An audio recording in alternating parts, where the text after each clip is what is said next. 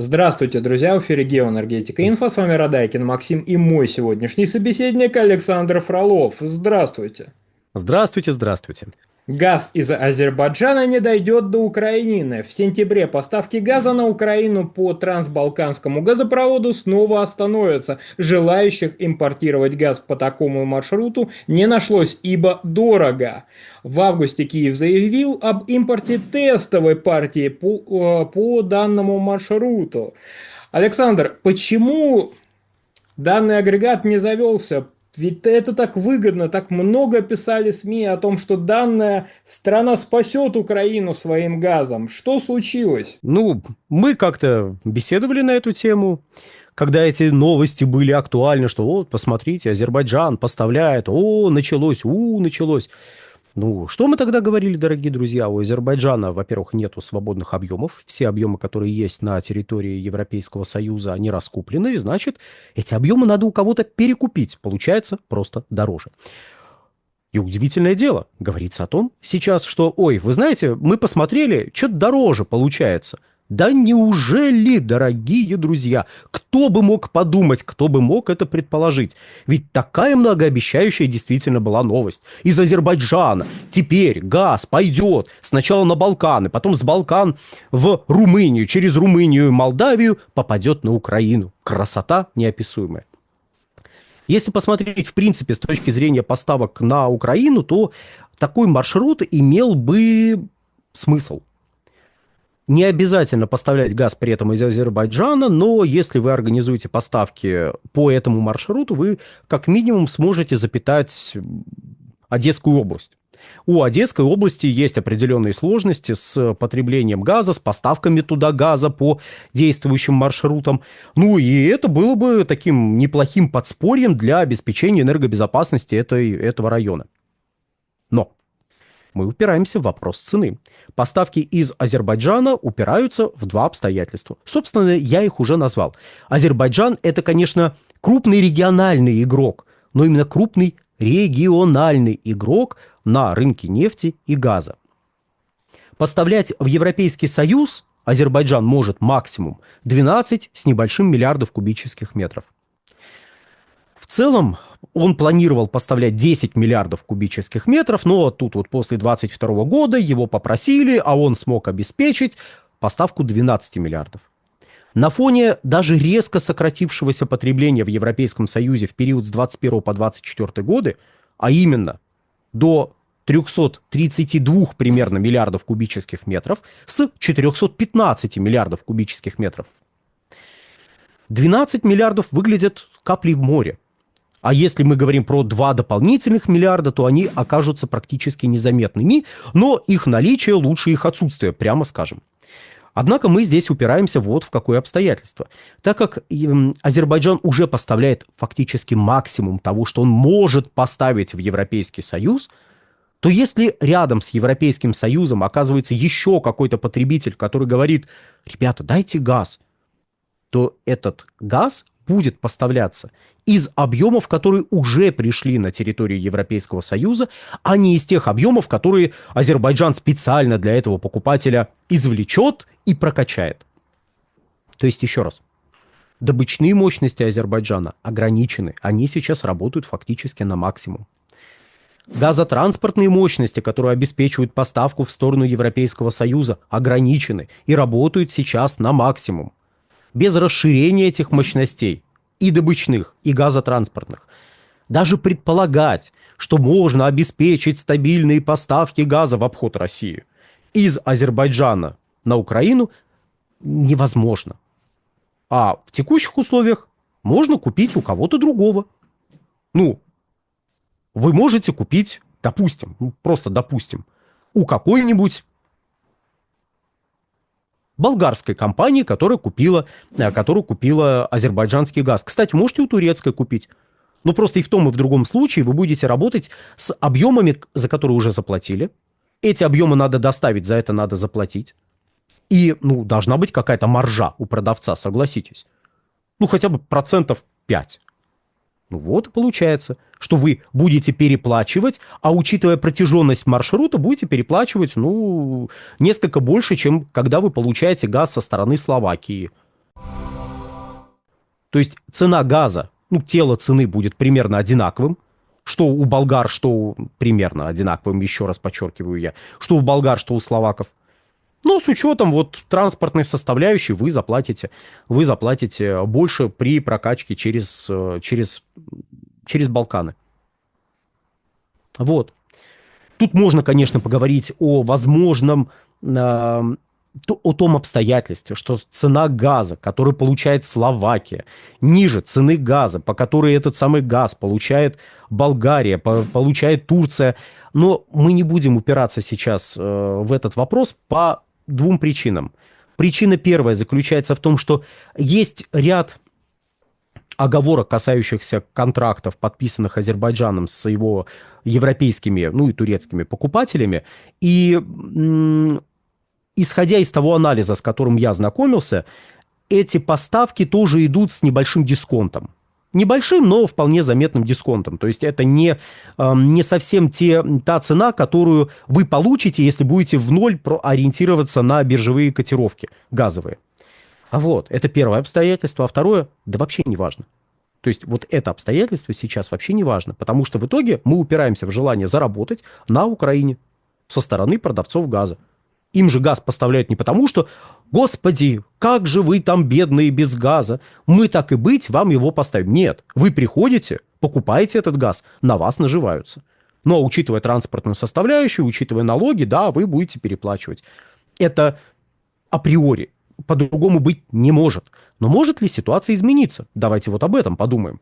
Может ли так получиться, что вот сейчас поставки из Азербайджана на Украину сократились, прекратились в итоге, и их в ближайшее время явно не будет, а те там 27, ну или 50 миллионов кубических метров, которые были куплены, ну это даже не капля в море, это вообще ничто, исходя из даже текущего, относительно небольшого потребления газа на Украине.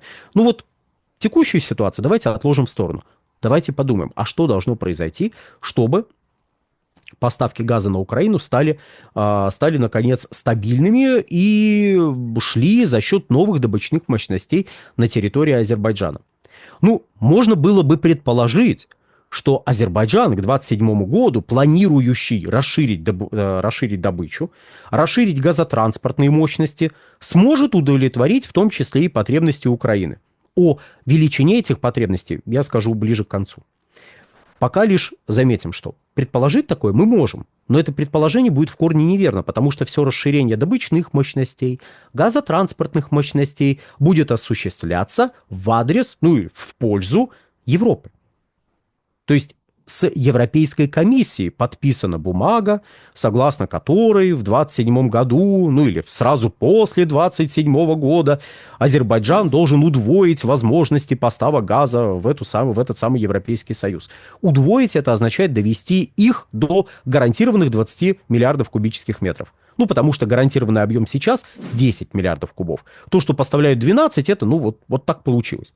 У вас есть потребность, у нас есть техническая возможность. Мы вам потребность за счет этой технической возможности обеспечили. Удовлетворили вашу потребность.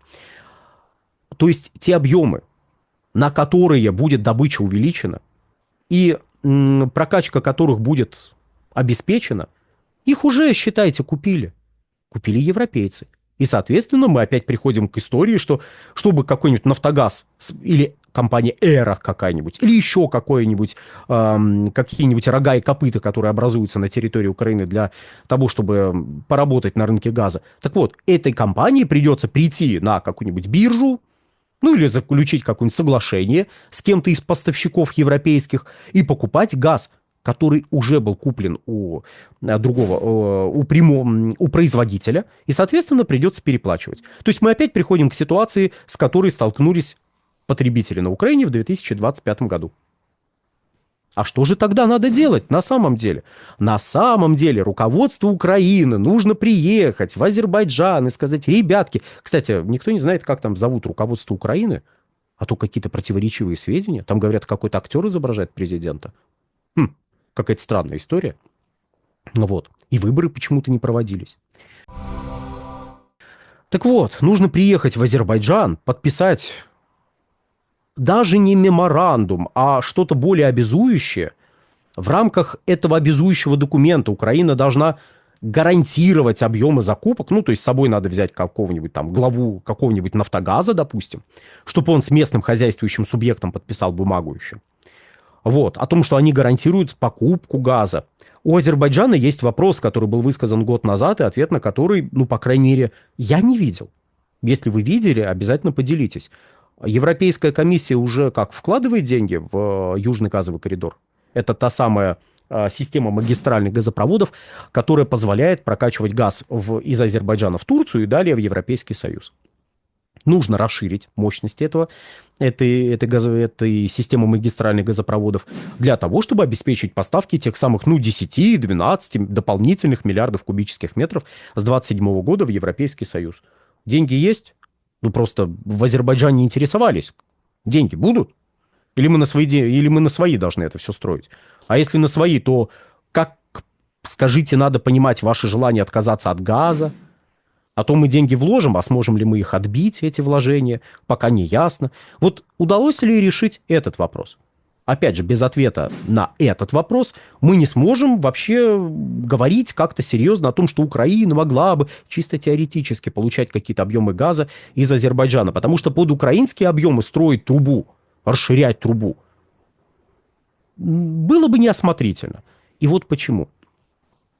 Неоднократно уже касались этой темы, коснемся еще раз, тем более в этом контексте это более чем уместно. Потребление газа на Украине рухнуло за последние 30 лет. Ну, уже даже не за 30, а за 34 года рухнуло со 100 миллиардов кубических метров, а в один из годов было 110, но это ладно, со 100 миллиардов кубических метров до менее чем 20 миллиардов кубических метров. И это не объясняется исключительно географическим фактором, текущим кризисом. Нет, это этим не объясняется. Потому что к 2014 году потребление газа на Украине, к 2014, не в, к 2014 потребление газа на Украине вот того формата сократилось где-то до 42-45 миллиардов кубических метров. То есть в 2 раза упало относительно тех показателей, которые были в 90-91 годах. Ну, дальше до 2021 года включительно, с 2014 включительно, потребление продолжало падать. Оно было 35 миллиардов кубических метров, потом 32, потом 30, потом 28 миллиардов кубических метров. Сейчас менее 20. Да, сейчас можно объяснять географическим фактором, проблемами в экономике, ну и всеми сопутствующими как бы проблемами, которые неизбежно стоит упомянуть в этом контексте. Но это все говорит о том, что как потребитель газа Украина не только не может выступать в качестве стратегического партнера, но и должна, просто обязана любым поставщиком газа рассматриваться как вторичный, третичный рынок. То есть вы сначала договариваетесь с каким-то якорным покупателем, а потом, когда у вас есть гарантированный объем сбыта вот у этого якорного покупателя, вы чисто теоретически можете договориться еще и с Украиной. Тогда да, тогда можно. Но если вменяемые договоренности с якорным покупателем, за пределами благоглупости в стиле, ну вы построите трубу, поставляйте нам газ, а потом мы от газа откажемся. Ну со стороны Евросоюза пока никаких телодвижений не видно. Будут ли эти телодвижения? Я уверен, что да, будут. Но это не означает, что кто-то будет поставлять газ из Азербайджана на Украину. Опять же, потому что вложение денег может не окупиться. Потому что потребление газа на Украине, скорее всего, дальше продолжит сыпаться. Ну а на сегодня, дорогие друзья, все. Александр, большое спасибо за комментарий, друзья. Подписывайтесь на телеграм-канал Геоэнергетика Инфо. Обязательно подписывайтесь на телеграм-канал Александра Фролова. Ссылка будет в описании и закрепленном комментарии. Там же будут реквизиты для желающих финансово поддержать наш проект, чтобы мы и дальше также бодро вещали на всех площадках без монетизации. Спасибо, до новых встреч. Всего хорошего.